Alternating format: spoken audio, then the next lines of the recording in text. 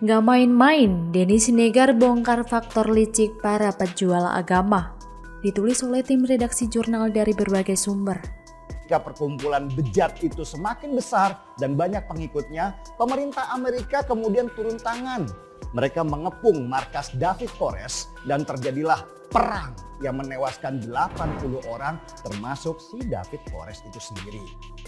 Jadi bukan hal aneh kalau di Indonesia ini model seperti David Koresh juga tumbuh.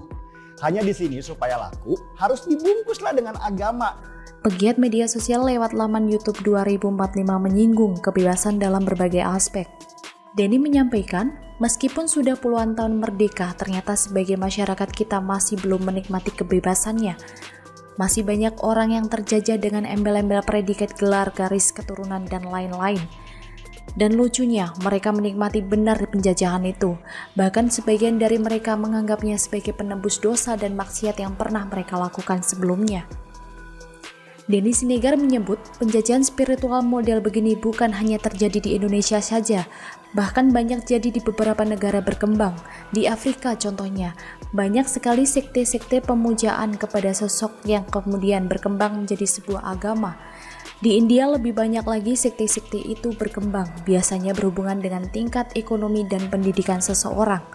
Semakin lemah ekonominya dan semakin rendah tingkat pendidikannya, maka semakin tinggi pula pemujaan kepada sebuah sosok yang mereka anggap bisa menyelesaikan semua masalah hidupnya. Bukan hal aneh kalau di Indonesia ini model seperti itu juga tumbuh. Hanya di sini supaya laku harus dibungkuslah dengan agama dan diperkuat dengan narasi keturunan Nabi. Modalnya sama aja, pemujaan terhadap pribadi atau kita kenal dengan nama kultus individu. Rizik Syihab Bahar Smith adalah pemimpin sekte yang dibalut dengan agama untuk kepentingan pribadi mereka. Perhatikan aja lah, hampir semua jamaah Rizik dan Bahar berasal dari mereka yang ekonominya lemah dan pendidikan mereka rendah. Dengan jualan Habib atau keturunan Nabi, Rizik dan Bahar hidup bermewah-mewahan dari hasil jualan agama. Dan coba kita lihat jamaahnya, bandingkan dengan gaya hidup Bahar Smith seperti bumi dan langit. Bahkan beberapa hari lalu tersebar video Bahar Smith sedang asyik berendam di jasusi, memamerkan kemewahan hidupnya yang menari di atas penderitaan umatnya. Kondisi yang berbeda dengan situasi sekarang ini. Dulu pembawa agama menyumbangkan harta untuk kebaikan umatnya, sekarang malah umatnya yang menyongkong kemewahan penceramah agamanya. Perhatikan saja dengan baik, jangan dengan fanatisme buta. Manakah di antara penceramah agama yang sering tampil di TV itu yang hidupnya susah? Nggak ada. Mereka malah seperti YouTuber memamerkan rumahnya, mobilnya, bahkan istri-istrinya. Sakit memang melihat bagaimana agama dijual begitu murah untuk kepentingan dunia. Perbudakan spiritual atas nama keturunan Nabi ini kemudian menjadi masalah di negeri ini, karena ternyata nafsu keserakahan mereka bukan hanya terhadap harta saja, tapi juga kekuasaan atas nama negara.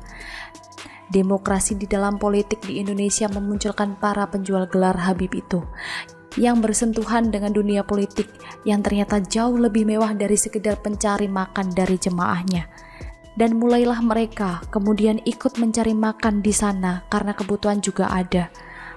Para politikus itu butuh suara untuk mendapat kursi dengan memanfaatkan penjual gelar Habib yang punya jamaah banyak itu.